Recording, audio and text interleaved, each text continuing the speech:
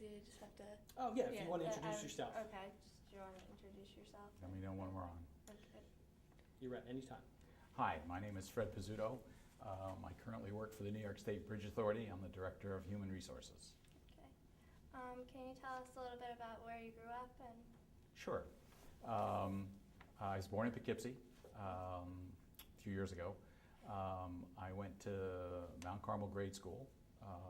My mom's family is from Highland. My grandfather and dad ran the bus service in Dutchess County. And in the 60s, it was time to build a garage, and they were going to build a house, so they chose Highland for the house anyway, because my grandfather owned a farm which had just recently become a small development. So I went to Highland High School, and then came back and went to Dutchess Community College, then to Marist. Okay. What was your first job like? My first job, in those days, with the family being in business, was to sweep out buses. Okay. And I graduated from sweeping out buses to steam cleaning buses. It was interesting having a family business and being involved in it. And then as I, of course, got older and got licensed, you kind of graduated to, driving the charters back and forth to New Haven, New York, and wherever they were going to send you off to for the weekend. So it was actually a lot of fun. Okay. And can you tell us a little bit about your professional career, like after college? Sure. I spent about 25 years in the mortgage banking business, most of it here in Dutchess County. I was vice president for Intercounty Mortgage Corp. And we had several offices. The major one then was in Dutchess, and the Intercounty then became part of Union State Bank, which then became part of Fleet, which now is still there. During my career in the mortgage banking business, I stayed, my residence stayed here, but at one point I managed 5 offices across the state. We had 250, 300 employees and probably half as many salespeople. In those days, unlike today, when you're familiar with the news in the mortgage industry, our strive was to be a prudent lender. I think my office had maybe 1 foreclosure in all those years, and with the market on the growth side, that kind of self-rectified itself. So, we didn't have 100% lending in those days. We didn't have subprime or high interest, low credit score loans. So for the years I was in the business, we were actually quite successful. I won't go into comment about that because that's a whole nother story. Can you tell a little bit about the impact of the Hudson River Valley on your life, living in the Hudson Yeah, River? I want to say the Hudson River Valley impact on my life has probably kept me here because after college I've been all over the United States, either on vacations or on business or on seminars, and geographically being an hour plus from New York, or an hour plus from an ocean, or an hour plus from the mountains. It's a pretty nice place to live, and having everything quite accessible to oneself and family, and have the ability of living in a rural environment. Okay, your experience with the Poughkeepsie Railroad Bridge? Sure. Let me tell you a little bit about the railroad bridge and myself. As I mentioned, I went to grade school at Mount Carmel, and I can remember spending days staring out the window, looking at the bridge and watching trains go back and forth, and obviously my attention being rectified by the nuns. My dad, being in the transportation business, knew most of the fellows on the railroad, so at a very young age I had the chance to go out and be on the bridge. And it was always a very spectacular view, as it is now. So there's always been a passion, for the bridge itself, and to try to see it, kind of come forward. Okay. your father knew the people that worked on the bridge? Were you able to see like kind of like what their lives were like? Yeah, Dad knew some of the people for the railroad, because some of them in those days, there were, everybody had either no car or one car, and a lot of them commuted, on the buses. So we got to know the people that worked on the railroad, and they were the people that kind of maintained the bridge. Okay. What role do you feel the bridge has played on the community itself? You mean currently or going forward? No, or? like both in the past and in the... Well, in the past, and you may have, the role the bridge has played, and you may have kind of tipped on this in some of your early interviews, when the bridge was built back in the late 1880s, it linked up Western New York and the Midwest with the New England states that ran all the way over to Connecticut and New Haven and into Rhode Island. It was the first link across the Hudson River, which was a barrier in those days for goods and transportation. This is long before the infrastructure that we know today in highways and trucking. So the bridge was like an international sensation when it was built. And even today, when you stand there and look at it, it's a pretty awesome piece of engineering. How does your work at the Bridge Authority like impact your view on the bridge now and the new projects for the walkway over the let's Hudson? see. Quite coincidentally, I now work at the Bridge Authority. So one involvement we have now is the ability to host meetings and to help shepherd this along. In my position as Director of Human Resources, I'm not directly involved in the Bridge Authority and what goes on with the railroad bridge. But again, from being able to stare at it from one side of the river, I get to now look at it from the other.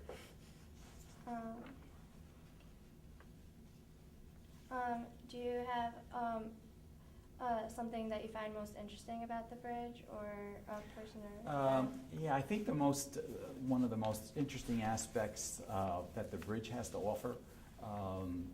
Years back when I was involved in politics, I spent some time on the town board in Town of Lloyd, term on the Ulster County Legislature, and then 8 years on the Dutchess County Legislature. And at one point, with everybody building rail trails, I thought it would have been of interest to try to do something with the railroad bridge. The problem we had at that point in time, and I'm talking early 90s, was twofold. One, the bridge and its board was entangled with some legal issues with the County of Ulster and Judge Bradley. And when I was running around talking to people on both sides of the river politically, and also the Bridge Authority at that time, it also then came back to dollars. And the most important thing at the time, and I guess the most shocking thing for me was, it was a $10 million project in those days just to get it up and going. And some of the major portions of that money was just in the initial engineering, because up until then nobody knew how structurally sound the bridge was, from the top all the way to the bottom and the caissons into the river. Okay. What do you think of Walkway over the Hudson's new plan to make it a bicycle and pedestrian path, along with like the parks for it? Well, my opinion of the plan, if I had a jumping jack, I could probably express it to you physically, but I think this will be a greatly added addition to Dutchess and Ulster County. I think it'll be a great tourism attraction.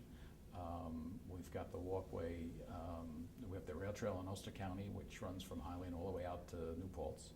And in Dutchess County, now with the addition of the last link in the city and town of Poughkeepsie, we'll link it up and take it, all the way out through Dutchess County. Once they're able to deck the bridge and hook it all together, I think it'll be a fantastic piece of property for the people on not only both sides of the river to use, but again, as I said, to bring tourism into the county. Do you have any suggestions for the names of the state park or the bridge? Yeah, a couple, and a little corny, but I'm sure people have kind of talked about them before. I think next year with the 400th anniversary of Henry Hudson's trip up the river, I thought that that it could either be named the Henry Hudson Bridge or after his boat, the Half Moon Bridge. But that's just, you know, some ideas for myself. You had said earlier that you had been up on the bridge as when you were younger riding your bike. Can you expand on that, or and have you been on the bridge since? Yeah. Years after Dad took me out on the bridge, and I guess what most people don't realize is the width of the bridge once you're up and on it. And if one's never been on the bridge, it's hard to explain to them that it's not this narrow little piece of steel. At one point in time, there were railroad tracks running in both directions. So you had a pathway up on the top of the bridge, which was probably in excess of maybe 50 or 60 feet wide. And in the 60s, when we were young adults, before we all went into the service, we knew that the trains would stop, you know, sometime around 10 o'clock. So we would take our bikes and motorized bikes and kind of go out on the middle of the bridge, and the view used to be just staggering. And we all obviously kept that all to ourselves. But it's a wonderful place to see, whether it's from either the daylight or from the evening. It's quite spectacular. Especially, you feel like you're at the top of the Empire State Building, because when you're standing there, you have no obstructions around you, and the view's outstanding. Okay. Do you have any other? Fred, the one thing that I've asked each of the people that we've interviewed is, do you think it's important to, how am I putting this? Do you think it's important to remind a younger generation as to what that bridge represented, sort of our industrial past?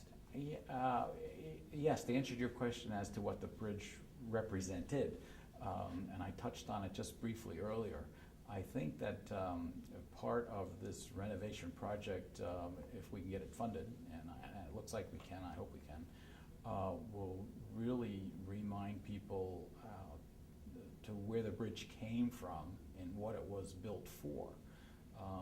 Most people just see it as a structure. Again, not understanding the value of the bridge back in the 1800s as a transportation link, and then a passenger link. There was no way at one point in time to get from Western New York or from the central part of the United States to the New England part of the country without going all the way down to the coast and either taking a train into New York and then getting off and getting another train, or by boat. So probably, and I think the bridge was finished in the late 1880s, early 1890s. It was a phenomenal piece of engineering and a very economically viable piece of work for the infrastructure of the country back in that time. Are there any forethoughts? Is there any feeling about what the future may hold for this potential walkway? Do you think it would be a bad thing if this were to become more of a commercial venture, meaning that because of the attraction from tourists, maybe a restaurant on the Highland side opens, and then maybe an additional hotel opens up to accommodate people who may come? Is that a good vision, or is it more along the lines of? Well, from the aspect of a vision, and I tend to be a kind of a pro-capitalist visionary. I think, given where we are in the beginning of the century, bringing tourism into the area, along with generating interest in both sides of the river, I think it's a win-win situation.